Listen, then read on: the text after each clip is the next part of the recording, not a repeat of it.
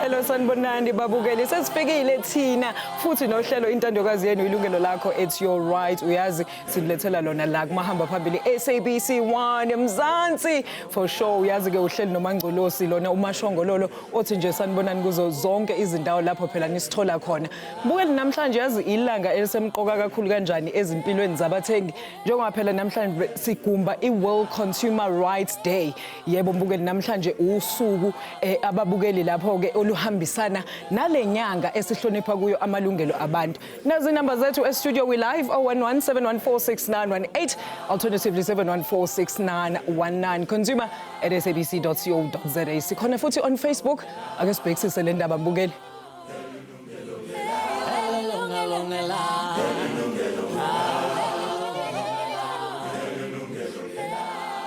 Yebo ke mbukeli njengoba ngishilo noma ke mbukeli iningizimu Afrika inemithetho ethi yasithembisa phela ukuthi isivikele amalungelo ethu njengabathengi futhi sinalomthetho sisekelelo noma iconstitution kodwa ababukeli ngathi kusekude ngempela phambili njengoba kwimakethe zanamhlanje abathengi bengakakutholi ukuthi bakwazi ukuthi basizakale ngezilwimi zabo kwizindawo zokuthenga kodwa umthetho we-Official Languages Act nomthetho i-Consumer Protection Act zonke lezi zinto zithi zisipha amalungelo alingene lapha eningizimu Afrika kodwa ke asiyibuze babukela ukuthi koze kube yinini izilwimi zethu zibe zingabhekelwe ezindaweni zabathengi sihlangane nengxaki ezininzi kwimiba yoba sibe nezikhalazo ezingenayo kwiofisi yethu kuba kaloku uzawufumanisa into yoba umuntu ngoku uthi andiyazi mina zange ndayityikitya le nto kodwa xa sekufuneke ke ngoku into yoba siyiqonde nyani sibe samxazulula le nkinga yakhe yale complaint kufuneke ke ngoku siye kumthengi or umthengisi sicele i-recordings or sicele lo contract ebeyityikitile sifumanisa into yobana hayi mani ebeyivumile lento into kunayo kungakhange abe uyiqondile ngenxa yolwimi. Language remains a barrier in the consumer protection space. One, because consumers are not aware of their rights to insist on documentation such as contracts and terms and conditions to be in a language of their choice and to be in plain and understandable language. Now, it's critical for consumers to insist on it. Of course, you signing on that dotted line, basically stating that I've read and I've understood the contents of this document. So you are thus legally binding to that contract. Secondly, suppliers or businesses claiming that they don't know of these provisions. Now, ignorance is no excuse to the law. They remain liable to ensure that they make documents available to consumers in a language of their choice. As the Ombudsman for Banking Services, singavuma nathi sithi ikhona ibarrier eyenziwa as languages. Most agreements or ama-contract akhona izivumelwano ezikhona zingenwa in English, and it's a reality ukuthi i-majority yama-South Africans, they're not English. And because of that barrier, again though, ba-introduce i-NCA kwaba ne-CPA uku-addressa zona ezo issue. Into esiyifumanayo thina apha ombudsman sibona abantu basayina i-agreement umuntu anga-understand ngoba umuntu usifunela i-200,000 rands i-loan ubona i-200,000 rands kwi-loan kwi-agreement yakhe or kwisivumelwano sakhe umuntu uquick ukuba asayine kodwa aka-understand uba kunama-repayment term kune-interest esizofakwa apho kule 200,000 then baze bazocomplaina after sebesayinile and those are izizo-ke i-problem esizibonayo apha and unfortunately xa usayinile ama-consumer anganceda kakhulu ukuthi if bayabona on the ground because remember ukuthi yibo aba-utilize ama-services so if bayabona ukuthi efanele ukuthi incediwe nge-language yami but credit provider akangincedi bangayiyeki kuphela they must come forward ebafaka ama-complaint ukuthi ama-regulators njengathi so i-NCR sikhona ukuthi sibhekele ama-case lawa because on paper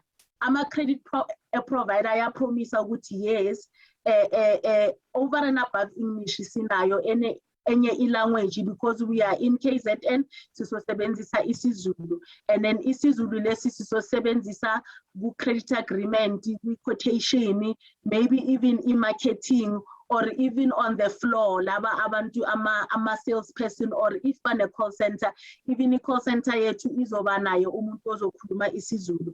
But obviously if they are not practicing that because nathi asibheka amaphepha wabo the evidence is there, but if on the floor they're not doing what they said they will do on paper, then siyacela kubathengi ukuthi bangathuli basitshele so that izinto eziso ezikhona ukuthi ezibhekiwe ezilungisiwe. Hey, very interesting indeed. Mbukeli manje ke ukudingida nathi lolu daba masamukele uProfessor Bonke Dumisa yena ke uvela lapha kwi-National Consumer Tribunal. Siphinde sibe naye uTata Nyamaza, uTata Nqoba ngithetha ngayo uXolisa Tshongolo yena ke umele iPan South African Language Board okanye iPansalb. Gentlemen, a very good afternoon to both of you. Ngiyanamukela ohlelweni. Xolisa Tshongolo. Hi, asiqale ngawe Professor Dumisa. Thank you so much for joining us. Welcome to the show, Baba. Hayi no ngiyajabula nami ukuthi ngibe khona lana. I'm very happy to be here and looking forward. Thank you so much. And ubaba uXolisa, thank you so much once again. Uhlale uzivakashela ngaleli langa elibalekile. Awusiqalele Tata uXolisa. I mean, masithethe ngesignificance yokuqala ye-World Consumer Rights Day. What does it mean to you and particularly i-topic esithetha ngayo today? Tshongolo njengomthengi nami ngokwami nomnye umthengi endithatha kwintsebenzo yam ndise kulowo ndithenga kuye andinike okwamele kundinika kona. Kumele into yokuba ke phakathi kwam nalo ndithenga kuye kubekho amalungiselelo esiwenzayo okuba silungiselelane ukuze sikwazi basivane sifumanane kakuhle. Kungabikho kukhala ngakwelakhe icala nangakum. Kodwa kuyakufumanisa into yokuba ke ayenzeki loo nto mna ndawusoloko ndikweli cala libethakalayo njengomthengi. Olu suku ke luthetha into yoba kumele uba siqwalasele kakhulu sikhumbuzane omnye nomnye amalungelo akhe ngokusingise ekuthengeni nakwizivumelwano esithi sizityikitye nabathengi bethu. Professor, I mean, nina njenge-National Consumer Tribunal, I'm sure this one speaks to you directly. Ithini i-significance ye-World Consumer Rights Day kunina? We really recognize today the World Consumer Rights Day because it happens during our Human Rights Month. As the National Consumer Tribunal, what we do, we spend a lot of time adjudicating cases where we impartially make decisions based on what the evidence tells us about what has really transpired there. So ndiyeva ukuba kuthiwa ama companies kakhulukazi abathengisi, the retailers benze izithembiso bangazifezi. I know that one that it is true. However, ndifuna ukuthi sibuye nganeno amazulu asho when Yeah, say we must also look at these things from both sides. As one of the people that you interviewed from the NCR is one of our sister companies, including the NCC. The legislation, the Consumer Protection Act, Section 22 thereof, makes it clear that the papers that consumers sign must be in plain, simple language, and that the consumers have got a right to insist on having someone to explain the terms of the Professor Dumisa, ngifuna siye lapho ngempela because sibonile lapha kuma up sounds wethu ku insight yethu ukuthi bathi the types of complaints abazitholayo ukuthi amalokhuzana ama creditors they're going to claim ignorance ukuthi bona they were not aware ukuthi they supposed to be providing the service rather yokuthi you have the choice yokuthi ufuna ukuthi leyo contract uyinikezwa ngayiphi language and bathi abanye bathi the onus is on the consumer okusho ukuthi kahle kahle cindezela umthengi lana because ngizokubuza kanjani into engazi ukuthi available kodwa kuwena ongithengisela into professor. That's one of the things which angifuna interfere with the other guests. Please give me the time just to deal with 6 of the basic consumer rights. Okay, and then from there. Okay, the 6 of the basic consumer rights are the right to safety, we'll come back to that, right to be informed, and the right to choose, right to be heard, the right to seek redressal, and right to consumer education. So what is happening is that we do not, I must be honest about this thing. There's not enough consumer education outside. And I don't, okay, let me say it. I wanted to be very cagey about what I'm going to say. Please don't be cagey. Sifuna information, Professor. Ungeza kwishow yabo uzoba cagey nge-information esidinga kangaka. Ngela ngelibaleke kangaka. No, ukuthi nochubo let engizoyisho. In the 20 years in consumer protection that I've been involved in, I have observed ukuthi abantu bakithi do not complain as much as abantu balezi ezinye izinhlanga. And I know that it is not because they do not care, but it is because they've not been exposed to as much information about this. So it is the duty of all the regulatory structures to go out there and educate, just like in your program here, and educate consumers about their rights. But it is when the retailers say, well, they did not know. If you do not know, then you must ask question, do you understand this thing? I mean, and in the other contract, and sometimes they're deliberately made difficult. Fine print. So before I sign anything, I ask questions.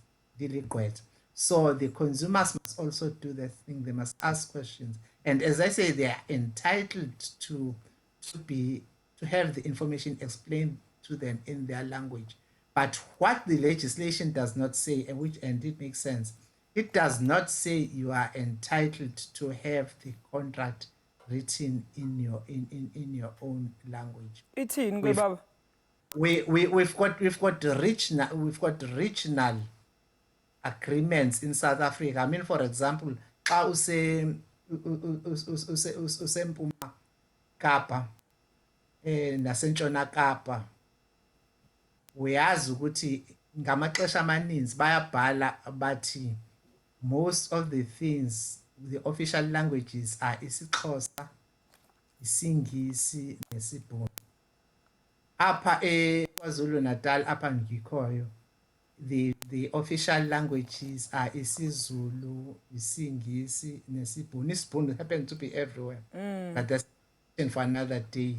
And then Haulimani, Burwa, no, isn't Burwa, Libya. Yeah, Bob.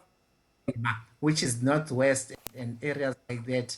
The language will be Afrikaans, Setswana, and English. As it was suggested, it's in Professor Lapho, because I really want to find out ukuthi role edlalwa Pansalb, because siyazi ukuthi they've been campaigning for the education, the consumer education okhuluma ngayo baba ukuthi abantu bethu they're not exposed ukuthi kunemkhandlo la bengaya khona ukuthi bayokubeka ama complaints abo. So Tatu Nquba, I want to find out about irole yenu as iPansalb in ensuring protection ye rights as consumers and sithetha ngayo indigenous languages. I mean, we've got 11 official languages, but it seems like one language is dominant or two languages are dominant in a native country where 90% of the individuals in that country do not necessarily speak or understand the language. Sholo uyawufumanisa ukuthi singaqala eqapheleni iqala ukuba abantu bethu dithetha ke ngabantu ke ababefudula besingelwa phansi bafundiswa ukuthobela nokwenza yonke into abayixelelwayo ngabo baphetheyo. Lento ke yenza into ba bathobele yonke imeko abazibona bephansi kwayo. Abangabi nayo lento njengoba sithi ubawo udumisa into kuba abantu meba baphakame ngokwabo bazimele. iPansalb ke isoloko apho ihamba khona ifundisa abantu ngezinto kangangoba nakuthi lenyanga le yokwindla inyanga yamalungelo abantu apho sifundisa khona abantu ngamalungelo abo elwimi. Kodwa ezinto azide zenzeke ngohlobo ezimele kwenzeka ngazo. Ngenxa yoba kaloku njengoba ndisitsho abantu umzekelo ukuba ufuna ukuyawuthenga iTV umabona kude into afunayo nalomntu ngumabona kude. Enye nenye into le ingaka angayihoyi kanti izawuphinde ibuye imxaka abe benokwazi ukucela into kuba xa ndingenayifumana lento ngolwimi lwam ndicela ukuba ndiyicacisele. Nangona nalapha ekucacisweni uzawufumanisa uba lo mntu ucacisayo ayingomntu uqeqeshelwe into yoba azatolike into ebhalwe ngesiNgesi ayicacisele omnye mntu uzayikha phezulu. Sinezo ngxaki ezinjalo ke sidibana nazo kodwa thina kwelithi icala abantu sibafundisa siyibethelela into yokuba umntu makazimisele into yoba naphina apho akhoyo afune ukuncedwa ngolwimi lwakhe. Le nto nakwimicimbi yethu esiyenzayo siqinisekisayo into yokuba iilwimi zonke ezichaphazelekayo kuloo ndawo sikuyo zithathelwa ingqalelo ukuze kungabikho mntu kuthiwa uzawushekela ngasemva. Koko le nto ke ngiyifuna ubambiswano ke le nto nabantu andicinga uba ngokuye kuhamba ixesha bazawuye baye bengena bekhululeka abantu kodwa kona into esiyiqaphelayo thina kukuba abantu sebaqheliswa ukuthobela yonke into bangaphakamisa inhloko into bayibuze bayifune into njengelungelo labo. Ingxaki lesta. Yo, wayibeka utata uNqoba. Mbukeli ungasishayela ucingo la e-studio 011-714-6918 alternatively 714-6919. consumer@sabc.co.za is our email address. Sikhona futhi lapha ku Facebook. I-topic yethu namhlanje is World Consumer Rights Day. Si-celebrate the Human Rights Month. Asihlanganiseke mbukeli sizwe ukuthi wena singakusiza kanjani ukuthi uhlale wazi amalungelo akho, ilungelo lakho. We'll be back shortly after this. Ungayindawo.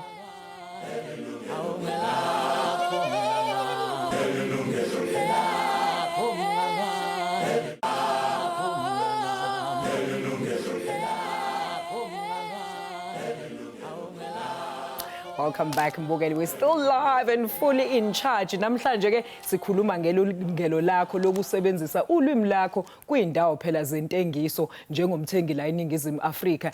Umthetho sisekelo wethu uyasho ukuthi imithetho ayivikele abathengi futhi isho nayo ukuthi phela siyalingana singabathengi ngoko ke ngeke size siphathwe ngokuthi we are different as abantu. Izilwimi zethu nazo zihlukanisiwe kodwa ke ake ukuthi my guest bathi namhlanje kunayo uProfessor Bonke Dumisa uvela kwi-National Consumer Tribunal alongside ubaba Xolisa Tshongolo. Utata uNqoba yena ke ubuya lapha ePansalb. Ungasifonela Mbukeli 011-714-6918 or 714-6919 consumer@sabc.co.za. Siyatholakala futhi ku Facebook. All right, so gentlemen, I think before siye kefini Professor Dumisa yazi iyangichaza lento ukuthi ukhulumile ukuthi imithetho sinayo and ngiqeda ukusho namanje ukuthi i-constitution nemithetho i-legislation phecelezi ikhona kodwa kuyahlulekeka lapho mase kumele ukuthi abantu bayisebenzise leyo mthetho. Si-complain akubanike uma singalitholi usizo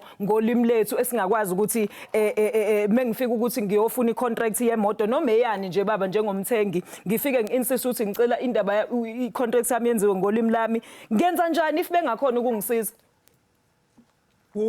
Wonke masikubeka ngesixhosa amaphondo noma masikubeka ngesizulu sithi ifundazwe kuzo zonke ifundazwe esinazo lapha eMzansi Afrika kunama office abizwa ngokuthi ama-consumer affairs offices and ngicabanga ukuthi kuzo zonke ifundazwe ama office angaphansi kwama department of economic development angaphansi yango lena yokuthuthukisa ezomnotho kulawo ma-provinces. Uma usho ukuthi kade ngiye esitolo esithize esidayisa ifurniture, ngifuna ukuthenga ifurniture, bathi ngisayine i-contract, angikwazi ukuyifunda mina, and tema ngithi bangichazele bangafuni ukungichazela. Lawo ma-office azolithatha lolo daba amele umthengi ukuthi lo mthengisi uphula umthetho. Namhlanje nje lana kwisifundazwe saKwaZulu Natal kade kuqalwa ngokusemthethweni kuvulwa iKwaZulu Natal Consumer Tribunal ezobe ithetha amacala kulezinto, kodwa ey'khathini ey'ningi asikho nesidingo sokuthi kuze kuthethwe icala lapho. Ama-affairs offices lana ayakwazi ukuthi ayokhulumisana nalabo bathengisa ukuthi niphula umthetho. Uma sekuba khona lento ebizwa i-mediation ilungiseke, umuntu umthengisi athi ngiyaxolisa, liqoshwa libhekile, buya uze lana sizokwazi ukuchazela. Kodwa njengoba ngathi ey'ndaweni ezahlukehlukene kuney'limi ezahlukene. So uma ngabe ngikhuluma isiNdebele and ngise Kapa noma eNtshona Kapa, ababaningi abantu abakhuluma isiNdebele. So phansi kwalezo zimo ke umthengisi angasho ukuthi sinenkinga lana, kodwa sizozama ukuthola ukuthi kubani ongasisiza lapho. Kodwa uma ngabe umuntu othi ufuna ukuchazelwa kahle ngesiXhosa bethi abanaye umuntu, labo bantu kusho ukuthi benza leyo nto ngokudelela. Imthokheni Hakiyamani ebiya Buphirima Northwest, and then ngi-insista ukuthi ngifuna ukuthi bangisize ngesiZulu.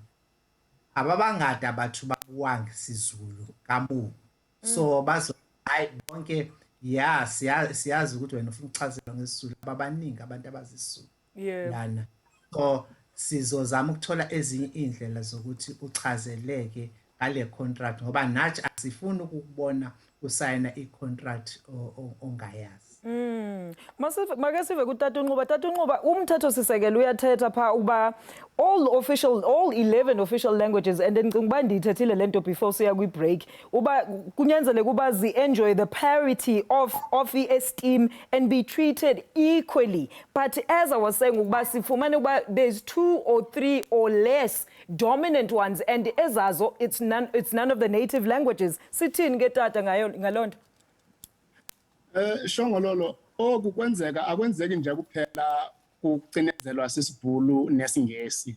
Nakuzo ilwimi ezizakuthi, umzekelo ubaba uDumisa uthetha ngento yoba umzekelo isiNdebele okanye uthethe ngesitsonga nezinye ilwimi ezizini abantu abambalwa.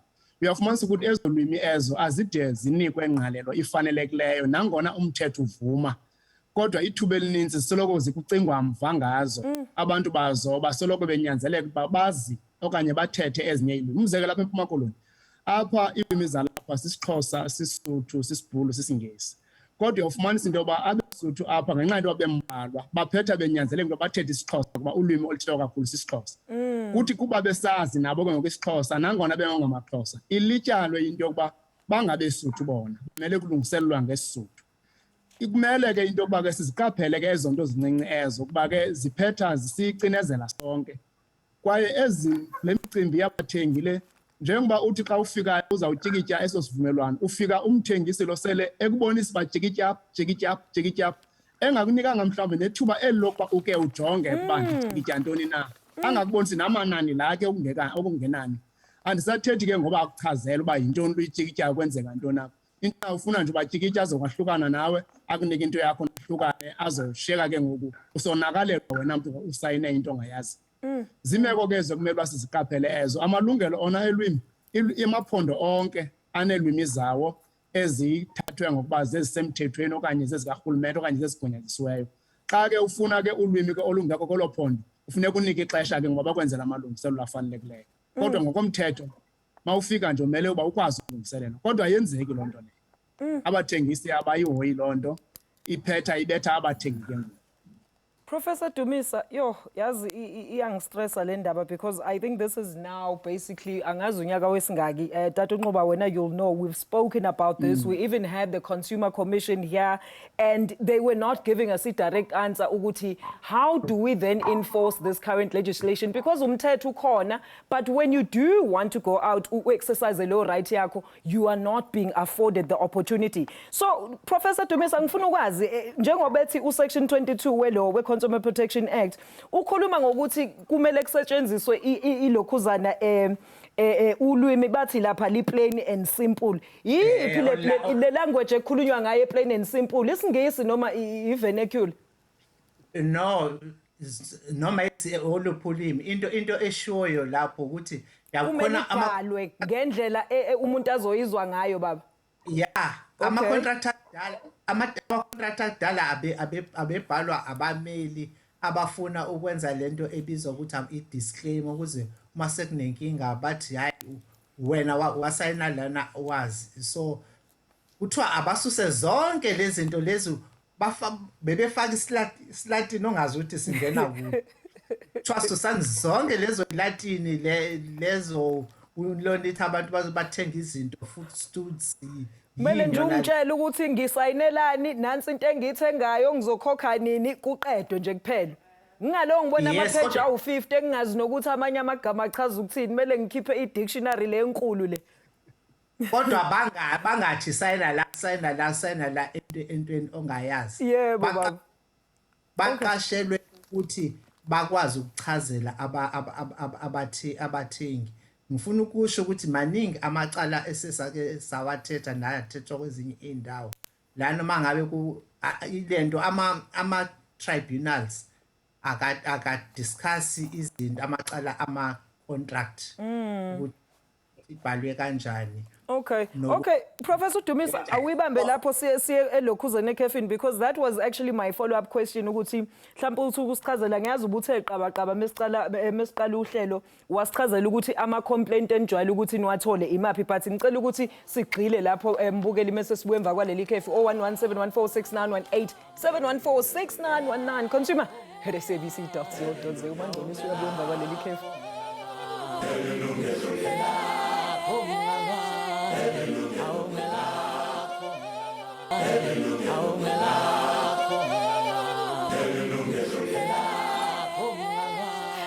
Mbukeli usahleli nomangcolosi la kwilungelo lakho live on SABC 1 eMzansi for sure. Namhlanje mbukeli si celebrate i-World Consumer Day, Consumer Rights Day alongside ama Human Rights Day as well okanye Human Rights Month.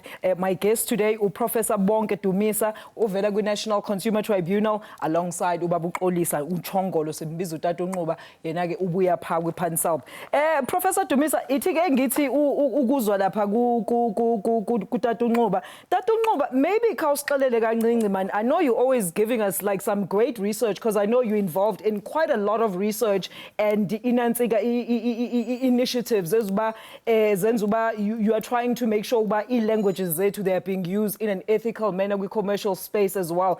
But what are some of the challenges that you are incurring as initiatives? What are we still lacking? When are we going to get there in terms of uba sisebenzisa ama languages wethu freely singene esitolo singabi nenkinga ukuthi if I'm speaking in isiZulu I can be directed to a lady or kwi counter ozongichazela ngesiZulu.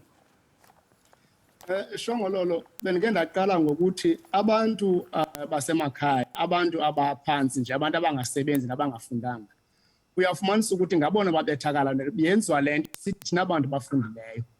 Uzawufumanisa ukuthi mna umuntu ube nako ukuba afike pha oyaziyo lento uba ndinelungelo lokuba ndincedwe ngolwimi lwam, andiyenzi loo nto leyo.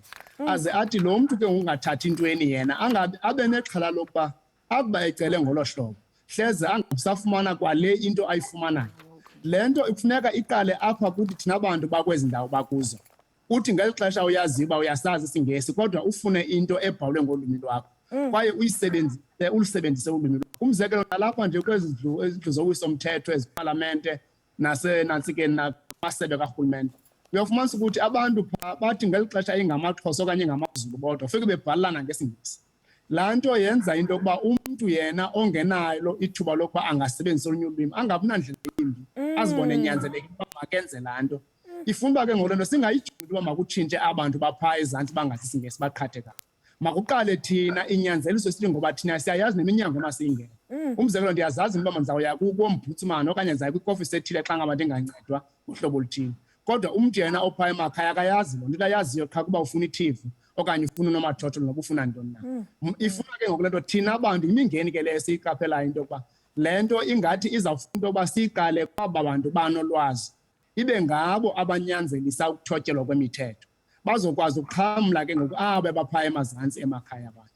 Le ikona mngeni sinawo lo uphezulu lo ufumanisa abantu nje sebethanda ukuthobela yonke into eyenziwayo nokuba ayikho semthethweni na kuba bona benalo ithuba lokuba noba ingesiNgesi bayayiva bona. Kuthe kani ngabantu bangayiviyo bona kuba kaloku wonke umthengi ngumthengi kufuneka uba aphathwe ngokulinganayo.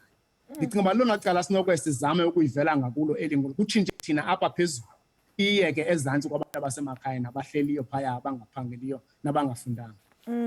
Oh, siyabulela Tata Unxoba. Professor, I mean, what do you want to say about, I think on the backdrop of what Tata Unxoba has just said, and maybe let's take this further. Ngiyazi ukuthi bengithe usifuna usichazele la macala lawa enithi niyawathola nina njengelokhuzana njenge-tribunal, but yini, I mean, yini enye mhlampe niyenzayo ukuthi naze kahle ukuthi you mitigating ama-consumer issues ezidila specifically with i-use of i-language, indigenous languages zabo?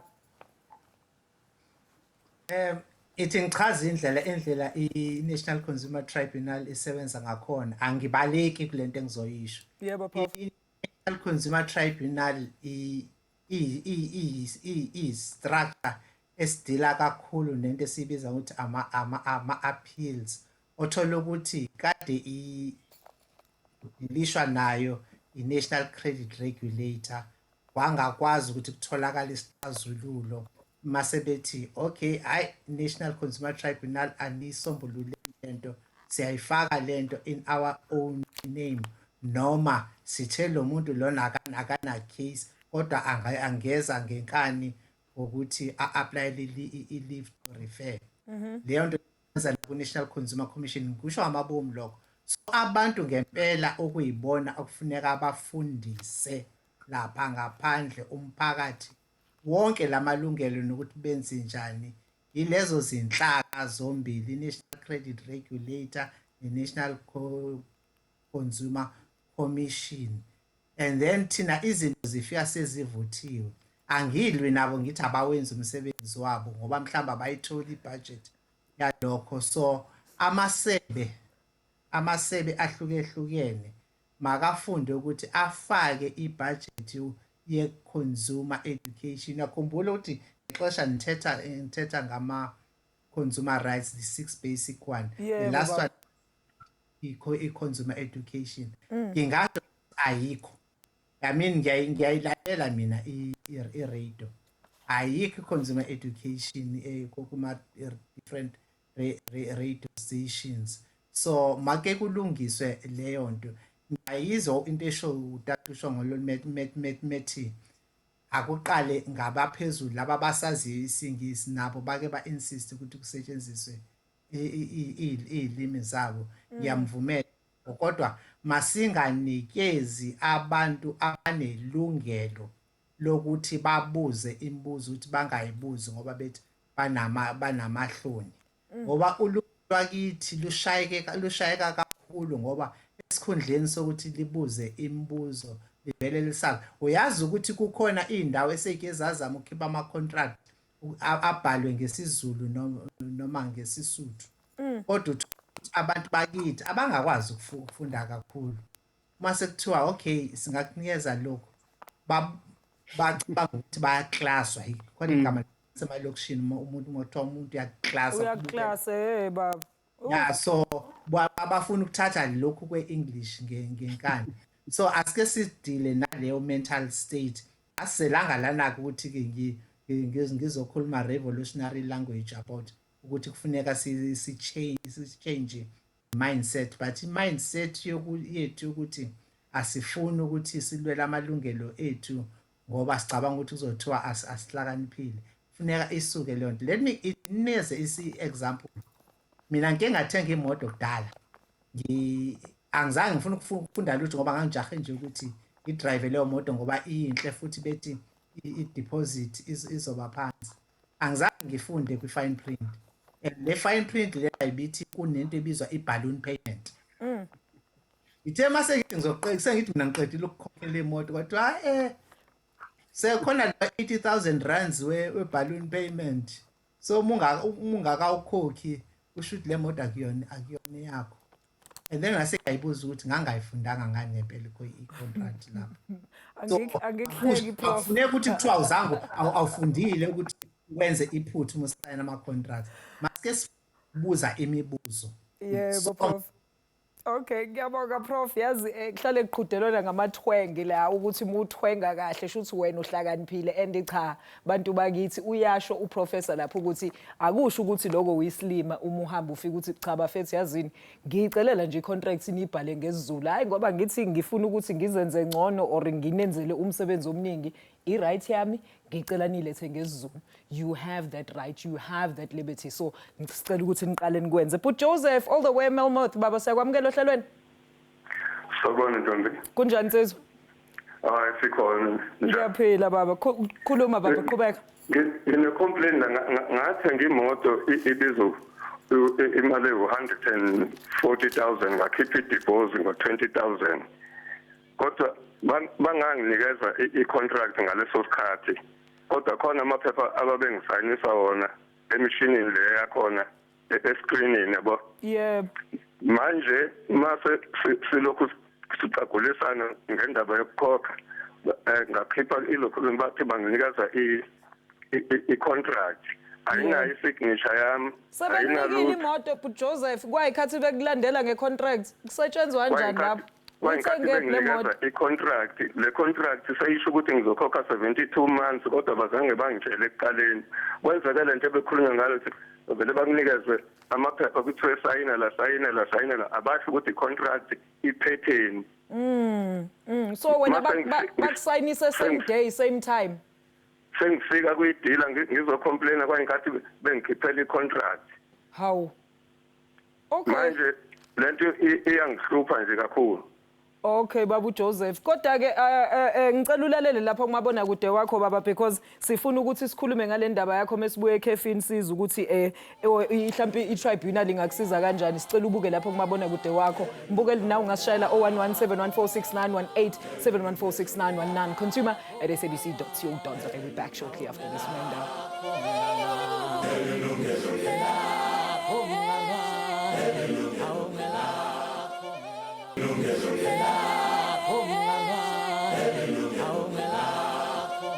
Bukeli, welcome back. Ngisahleli no Professor Bonke Dumisa o representa i-National Consumer Tribunal ulapha eThekwini. Siphinde sibe nayo uTata Xolisa Tshongolo simbiza uTata Nquba yena ke owePansalb. Mbukeli sikhuluma ngodaba oluserious ngempela namhlanje ungasiboni isihleka kuthiwa kuyahlekwa noma kufiwe. Kodwa lento yokuthi asikwazi ukuthi uma ufuna ungena esitolo uyokhuluma nomuntu ngelanguage yakho, usizwe ngelanguage yakho, unikezwe nama contracts ngelanguage yakho, ungasifonela nazi inamba lapho ku screen 0117146918 or 7146919. I'm hoping to have some time ukuthi ngithatha ama Facebook messages wenu. So gentlemen, asikhulumeni ngolokhuzana ngobaba uJoseph. Uthi ubaba uJoseph Professor Dumisa uthenga imoto bangamnikeza icontract. Uthe esebuya ke seyinikiwe leyo moto esezobuza uthi hayibo. Kanti mase nidonsa imali na donsa imali engaka manje ngoba phela nani ngazange ningitshele nangisayinisa impela izinto kodwa nganganakanga ukuthi yini le ngiyisayinayo. Uthi hayi bavane kwayikhathi la bedonsa khona icontract bethi nansi icontract wasayina ukuthi vele uzokhokha le mali. Ngicela ukuphendula kuqala ke lapho ngoba ubabu uJoseph yes uJoseph waseMelmoth. Okay, Melmoth kude kakhulu nala eThekwini la ngihlala khona kodwa umhlangano bengiye kuwona obubungaza i-consumer day today buhlanganiswe abantu abaqhamuka kuzo zonke indawo zaKwaZulu Natal. Yebo Prof. Ezimoto umubuza ne-National Consumer Commission izokutshela ukuthi ne-National Consumer Tribunal nakuma office ama consumer affairs offices bazokutshela ukuthi iy'nkinga zey'moto izona ey'hamba phambili kuwo wonke amaphondo, kuzo zonke iy'fundazwe. Kunobugebengu obuningi lapho, lento esho ubaba uJoseph yokuthi wavele wanikezwa nje, wanganikezwa i-contract. Lezo zinto ziyenzeka, kodwa umethi-ke base bemnikeza i-contract lethi abathi hhayi wasayina lana. Lapho-ke ila isizomjikela khona-ke ngoba akabuzanga ukuthi usayinani. Yabona umthetho uthi uma ngabe ususayinile lapho uye watikija, kusho ukuthi uyavuma, uyayazi lento le, ngeke kumuse ukuthi hhayi ngangingazi. Nanso-ke into ezomshaya, kodwa into engicela ukuthi akayenze, ukhona i-department yakwa-economic development and tourism la KwaZulu Natal, inama-district, angazi noma iyakhona asesondelene nase-Melmot, kodwa ngiyazi ukuthi kukhona ese-Richards Bay, akhona eThekwini nase-Pietermaritzburg nako-Newcastle. Akabuze ukuthi ama-office e-Department of Economic Development akuphi. Kulawo ma-office usengabuza ukuthi ukhona yini oyi-officer odila nezinto zakwa-consumer affairs, ngoba bangamnikeza iform bamsize nokuthi egcwaliswe kanjani. Igcwele lezo inkinga laphaya, makafake isikhalazo wazobuyela. Kodwa ngikuchaze nje lokho ukuthi uhlaka esisebenzisana nalo njengekwaZulu Natal Consumer Tribunal eqale namhlanje. So bazobe bedila nabo abantu be-department abebevele bekhona. So mangabe mhlambe khona ungazwani kahle, angabuzi mina, akabuze bona. Okay, Professor. Abathemba ukuthi bayawenza umsebenzi wabo. Okay, Professor Dumisa, ngiyabonga. Uyezwa-ke baba uJoseph eMelmoth bathi ungaya kulezi indawo baba abeseyibalile uyobuza lapha emahhovisi e-economic development, ubuza ukuthi bangakhona yini ukuthi bakusize mayelana nengxaki yakho. Uthi-ke uma ngabe usenezinye ama-complaints amanye and then ungaliqhubeka udaba lakho ulilethe kuyena. Kodwa-ke qala laphaya kulo mkhandlu athi ucela uye kuwona. Bhuti Umziwoxolo eDutywa. Ngala mama. Kunjani tata? Uphile mama. Ndiphilile tata. Thank you for staying on the line. Singakunceda njani today? Ndathenga sisi ifone kwa Mr Price. Ungabathethi? Yebo baba. Go ahead. Yeah. So le phone ndayibhatala ndayigqiba sisi. So Mr Price lokho ndishelele ngoba mandiphinde ndibhatale ndikhandenza into ekuthiwa ku-cancel i-nancy contract. Azaba ndixelele ngalo nto leyo mna ngoku. Bathathu bakhange uyicancel i-contract, so balo benantsika imali kuwe. Bendihlele entanyeni oko befuna imali yami, ndiyabablock bangayidonsi imali yami. Tata Umziwoxolo, ibisithini i-contract abatyikikise yona? I-2 years mama, ndiyigqibile tu ibhatala ifowuni yami. Okay. Yeah. And then ibisithini i-contract uba xa ugqiba ukuyibhadala ifone ibingathi bekungekho i-clause mhlambe besithi kunyanzele kuyobaxelela uba awusafuni next nabo ugqibile ukuyibhadala ifone? Azange atsho umntu endenzisa loo nto sisi, because lento ndiyithetha over ndiyithenge over the phone then bayideliver sisenthola. Zange bekho into ethini ngokumza kuthe ngokugqibile wena ukhansele. Oh, I see. Okay, ndiyakuva ke bhuti Umziwoxolo. And Professor Babuncuba, I mean, these are like serious problems. We might look at them as like, you know what, maybe ignorance either on the consumer sides and blame consumers and so forth, but ziyenzeka nyani ezizinto and it can really affect you either ngenansika you can get blacklisted, uzasifumana unama judgments, or even worse, une debt that you're not even aware of because and you did not know what you were signing. So it's a huge problem. Ingxaki enkulu kakhulu dadewethu efuna into yokuba sibe novelwano. Ewe. Ndisitsho nje utata uDumisa uyathi ukuba fanele abantu bafundiswe ngamalungelo abo xa bethengayo. Kodwa isingase nabantu aba lento ide ifane nenkohlakalo ngoba kaloku xa umuntu ezawungena kwisivumelano oyaziyo wena ngeli xesha umenzisayo into yokuba akasazi uba sithetha ukuthini. Loo nto leyo iyodwa nje yinto umuntu anokwazi into yokuba afune uncedo lokuba ancedise uba umqhathile kule. ngoba kaloku into ebeyifuna kakade umuntu yile fowuni ebeyifuna uyifumeneka ifowuni kodwa enye le into angeniswa kuyo akazazi ukuba ufuneka uba enze ntoni zonke into azityikityiswayo akazazi zinto eziyingxaki ke ezi ke wena Tshongolo nababukeli ezifuna into yoba abantu mabavuke ebuthongweni ababuleleyo abantu mabaziqaphele ezi zinto bayiqonde into yokuba nantoni na oyityikityelayo njengoba utyikitya phaa laa nto inento eyithethayo funeka uyazi ke ngoba ithetha ntoni laa nto yoyike into yokusayina nokutyikitya into ongayaziyo qiniseka uba le nto ityikityayo uyayazi uba ingantoni noba awuyazi ngokugcweleyo na kodwa mawube nolwazi lokuba izawuhamba njani ndizawubhatala ndizawuhlawula iinyanga ezingaphi apha kule nto xa ziphelile ezi nyanga ingaba kwisivumelwano soba ndiqhube na ndihlawula masithi okanye mhlawumbi bandinika airtime noba kanjani ezo nto kufuneka ndizazi ezo xa ndinikwa into abantu kufuneka bavuke ebuthongweni baphakame nabo abathengi abo uba basimamele abathengisi uba basimamele ngebeke bayiqaphele le nto bayilungise ngoba apha kweendawo sithenga kuzo akukho magosa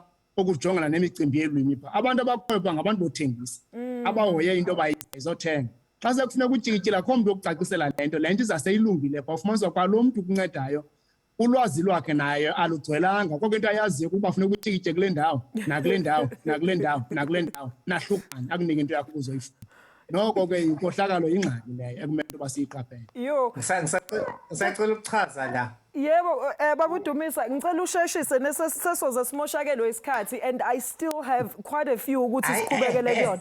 Qhubeka ukuthi utatu uShongolo ubethi kwayena lo muntu okuthengiselayo naye akazi ngamaxesha amaninzi bayazi ukuthi yini mabeloko bekusayinisa ngoba bajahe imali khathalelanga wena abantu nje mabafundiswe ingane iseyincane zifundiswe ukuthi zingavele zithathe instruction nje zingabuza umbuzo njalo kuba wenze into awuyibuza ukuthi ngiyenzelani and yini lena so ayilungiswe lento abantu bese bancane kodwa ke sengena ku culture ke manje lapho.